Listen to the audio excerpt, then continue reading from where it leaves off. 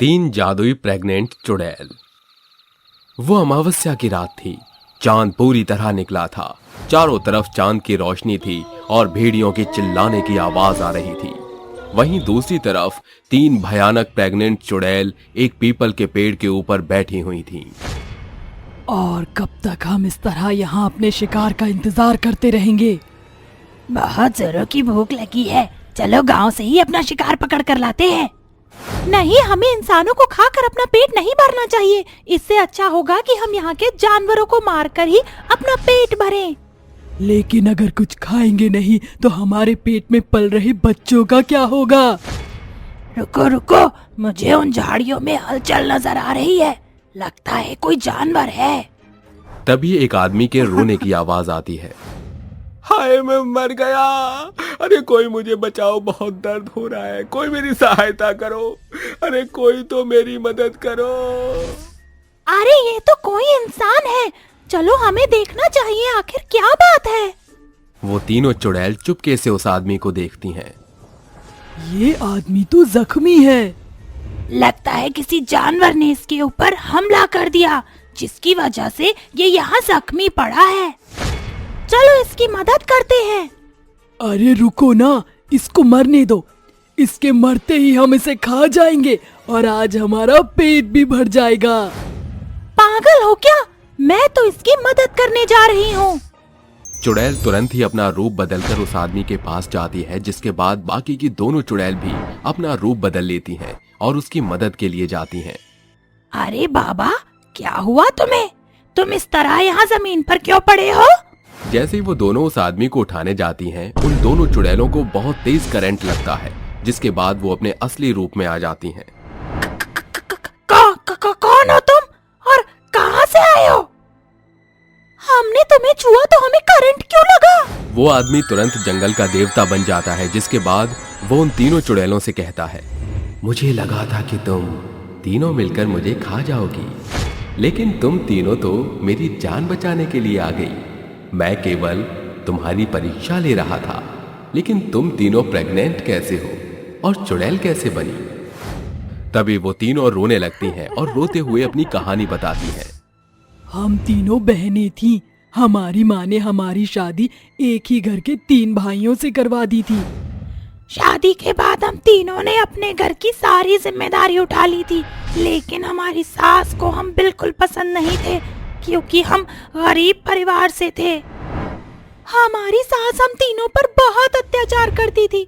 हम तीनों एक साथ प्रेग्नेंट हुए और एक दिन हम तीनों बहनें रसोई में खाना बना रही थी, तभी अचानक से सिलेंडर फट गया और हम तीनों मर गईं। हम चुड़ैल तो बन गई, लेकिन हमने कभी इंसानों को मारकर नहीं खाया। तुम तीनों बहुत अच्छी हो। मैं तुम तीनों से बहुत प्रसन्न हुआ। मैं तुम तीनों को वरदान देता हूँ कि तुम तीनों की कोख जादुई होगी, और जब तुम अपने बच्चे को पैदा करोगी तो वो इंसान का बच्चा होगा, और दिन के समय तुम हमेशा इंसानी रूप में रहोगी। जैसे ही सूरज ढलेगा तुम तीनों अपने असली रूप में आ जाओगी। ये कहकर देवता वहां से गायब हो जाते हैं। तभी दूसरी चुड़ैल अपने पेट पर हाथ धरकर कहती है, अरे अरे, अब हम क्या करें? हमें तो बहुत जोरों से भूख लगी है। मेरे पेट में तो चूहे कूद रहे हैं।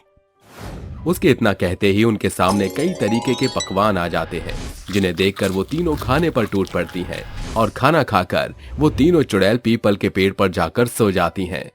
अगले दिन सुबह जैसे ही सूरज की किरणें उनके ऊपर पड़ती हैं, वो तीनों इंसानी रूप में आ जाती हैं। अरे देखो, हम तो इंसान लग रहे हैं, जैसे कि देवता ने कहा था। अरे बहनों, चलो अपने माता पिता के पास चलते हैं, पता नहीं कैसे होंगे वो लोग। दूसरी चुड़ैल की बात सुनकर वे तीनों अपने माता पिता के घर जाती हैं, लेकिन पहले वो तीनों खिड़की से झांकती हैं, जिसके बाद उन्हें दिखता है कि उनके माता पिता बहुत ही गरीब हो चुके हैं और उनके पास खाने के लिए एक दाना तक नहीं है। काश मेरे पास ढेर सारा पैसा होता तो मैं अपने माता पिता की मदद करती। उसके इतना कहते ही उसके सामने पैसों का ढेर लग जाता है। अरे वाह, तुम्हारे पेट से तो पैसे निकलते हैं। अब पता नहीं मेरे पेट से क्या निकलेगा। मैं अपने पेट से सोना मांगती हूँ, क्या मुझे ढेर सारा सोना मिलेगा?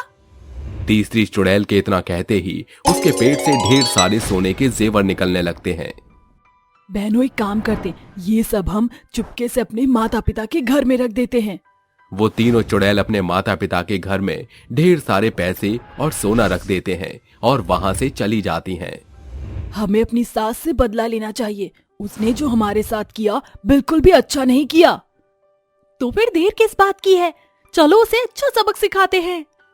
वो तीनों चुड़ैल मिलकर अपनी सास उर्मिला के घर जाती हैं, जहां वो देखती हैं कि उसकी सास ने अपने तीनों बेटों की दोबारा से शादी करवा दी, लेकिन उसकी बहुएं उस पर बहुत अत्याचार कर रही होती हैं।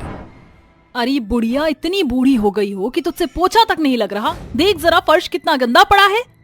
गुंजन बहू, मेरी तबीयत ठीक नहीं है। आज मुझसे काम नहीं हो रहा, ऊपर से सुबह से कुछ खाया भी नहीं है। तभी गुंजन उर्मिला को एक जोर की लात मारती हैं, जिसके बाद उर्मिला को चोट लग जाती है। मुफ्त की रोटियां तुझे यहाँ नहीं मिलेंगी, समझी तू? फटाफट काम कर, उसके बाद खाने के लिए सोचियो। ये सब वो तीनों चुड़ैल दूर खड़ी देखती रहती हैं, जिसके बाद उन्हें उर्मिला पर बहुत दया आती है और वो उर्मिला के पास जाती है, जिसके बाद उर्मिला उन तीनों को एक साथ देखकर बहुत डर जाती है। तुम दोनों जिंदा हो?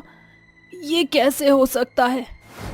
मैंने ही तो तुम तीनों को मारा था, जिसका पश्चाताप मैं अभी तक कर रही हूँ। हम सब जानते हैं, तुम चिंता मत करो, हम तुम्हारी मदद करेंगे।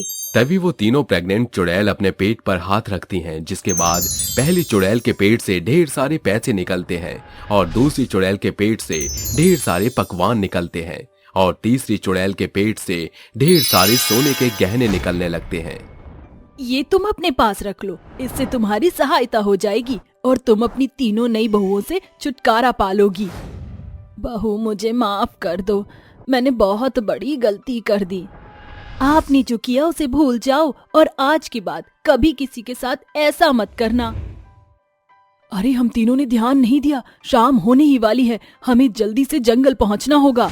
वो तीनों चुड़ैल जल्दी से जंगल की तरफ जाने लगती हैं, जिसके बाद जंगल पहुंचते पहुंचते वो तीनों चुड़ैल बन जाती हैं।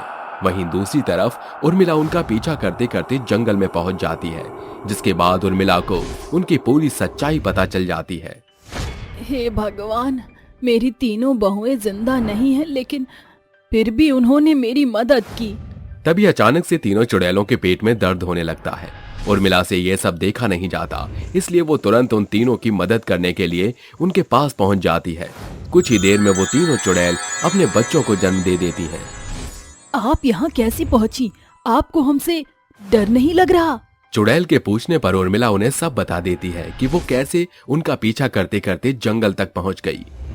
अगर आज आप नहीं होती तो पता नहीं हम अपने बच्चों को कैसे जन्म देती।